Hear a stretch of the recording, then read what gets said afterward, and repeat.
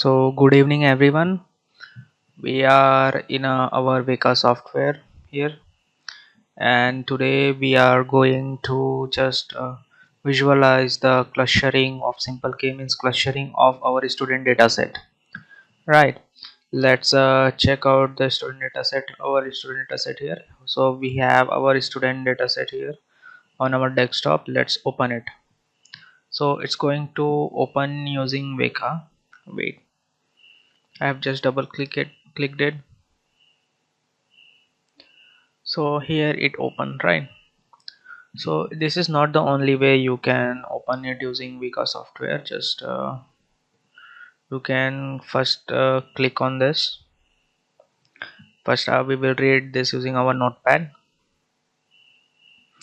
and you can see on our notepad we can see we have this many attributes. We have attributes relation as a student, and we have attribute as roll number, first name, last name, and we have the data type for those, and we have these things, right? Now actual data is only 8. There is only 8 students data in this data set total, and we have the values for each of the attribute, right? Here is the data. Here is our total complete student data set. Now your data may look a bit similar or maybe different. It doesn't matter, but the process will be similar like this. Okay, so we have our student data set we have already defined.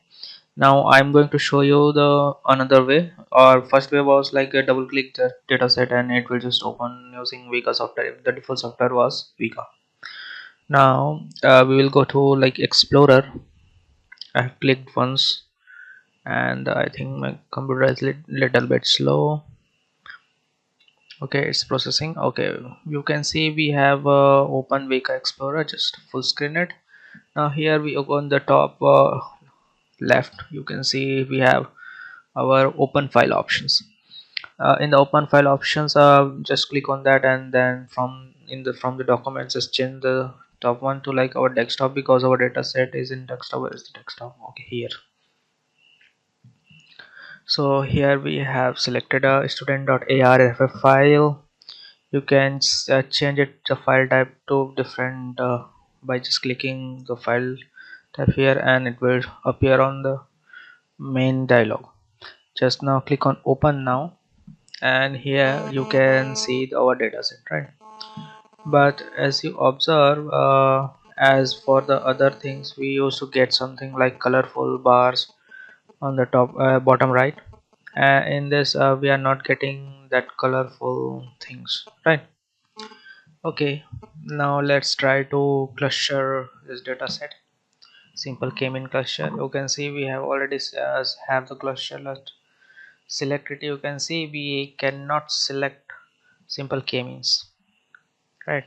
It cannot be applied because I don't know, there might be something wrong with the dataset.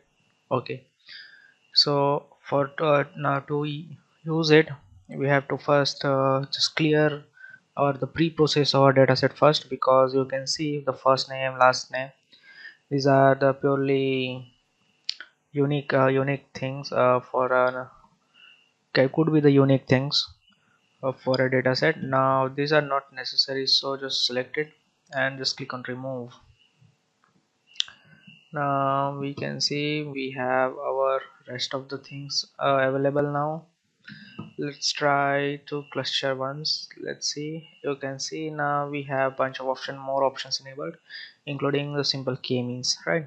Just close it, and we have already chosen, and it's giving us the option to start. Okay, but before that, let's you can just change the properties of simple k-means. You can see we can edit more of the properties of the simple k-means algorithm, like number of clusters, number of iterations, max execution slots, and etc seeds.